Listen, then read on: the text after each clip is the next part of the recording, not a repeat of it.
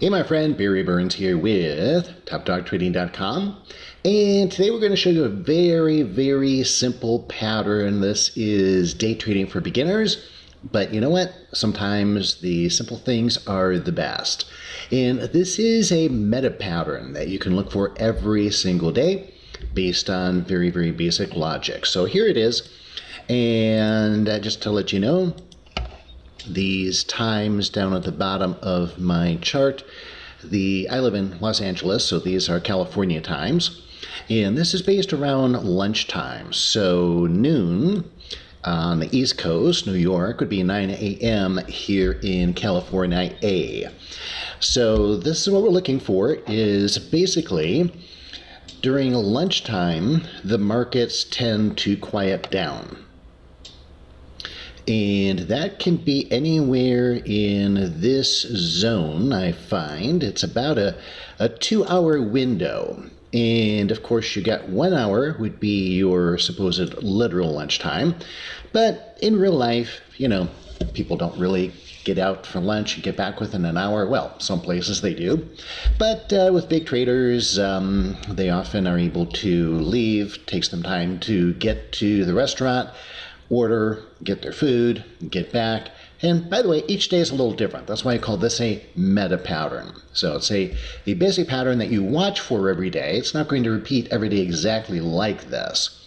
So this hour, roughly, and sometimes, by the way, people will leave a little later for lunch. They won't leave right at noon, and other times they'll leave a little earlier and so forth. So anyway, this is the basic roughly 2-hour window.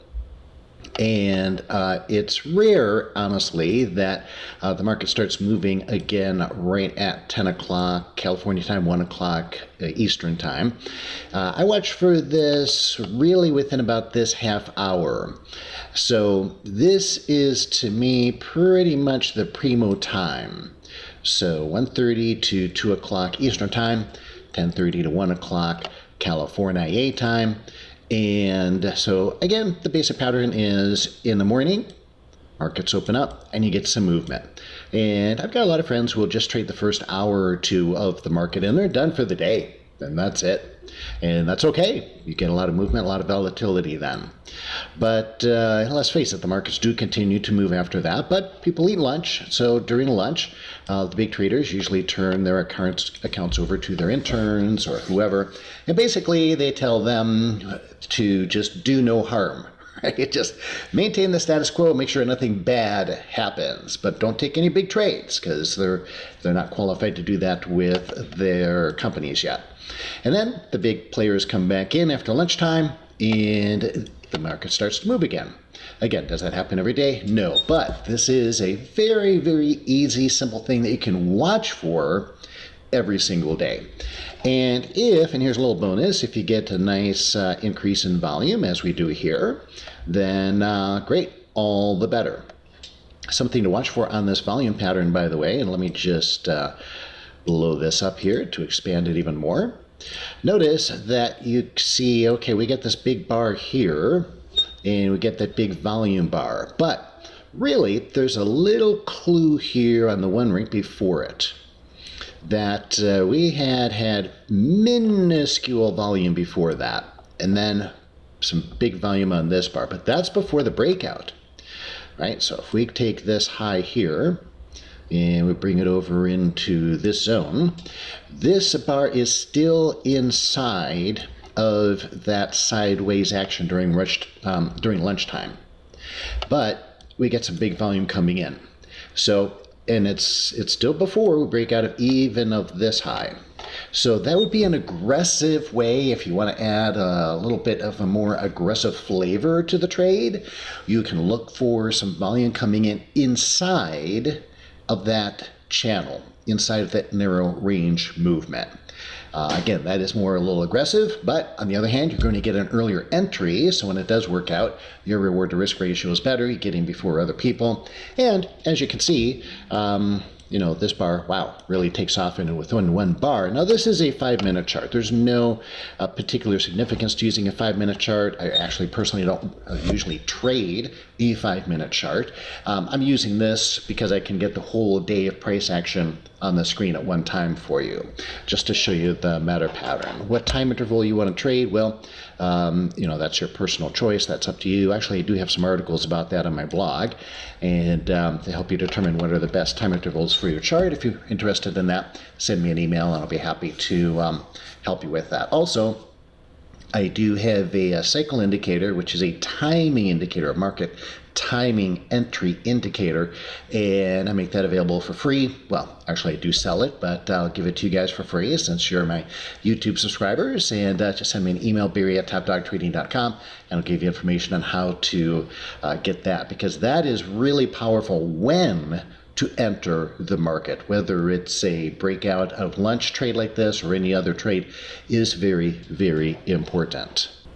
Now, the previous example was with futures. That was the NQ, the NASDAQ 100 futures. So I thought I'd show you with the stock as well. Give you eBay here as an example. And same kind of thing. So here we go. We've got, let's mark the price first, or the time first, I'm sorry. So this is our 2-hour window here that we're looking at, and really, it is this last half hour that we're primarily looking for our move. All right, but we're giving a basic 2-hour extension for potential lunchtime. And during this time, the market comes down, goes back up, and here's where it consolidates, right? It really consolidates right in there. So this time it happens between 10:30 and 11. Again, right in the middle between that time, and they come back from lunch, and zounds, down she goes. So nice little breakout trade. Now, one thing I wanted to point out here is that, as I mentioned before, the volume is a bonus. You might assume that, okay, well, when the big guns come back from lunch, then the big volume is going to come back in. That's not always the case. Look here, we do not have big volume on that breakout. And so, as I said, the volume is actually a bonus. If you get it, great. But I wouldn't wait for it. I wouldn't use that as a criteria for the trade. If you want to, that's fine, and that would be a more conservative trade.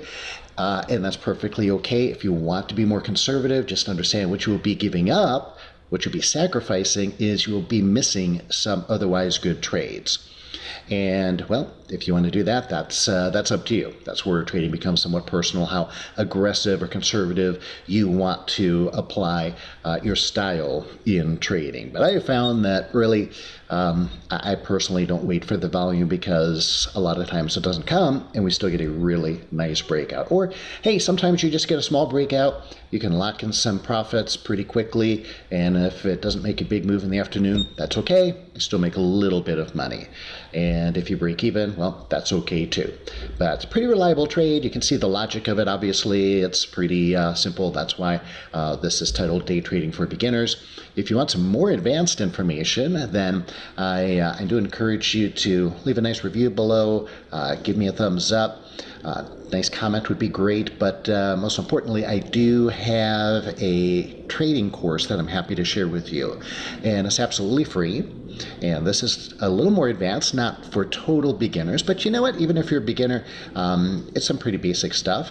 And I'm going to give you in that course one of my favorite trade strategies. It's called the rubber band trade. So you're going to get not only some great ideas for trading, but an actual trade strategy you can use that I use all the time. I trade this strategy pretty much every day. It's called the rubber band trade, and to get it, simply click on that image in the top right corner of the video, and I'll email it to you as soon as I receive your request.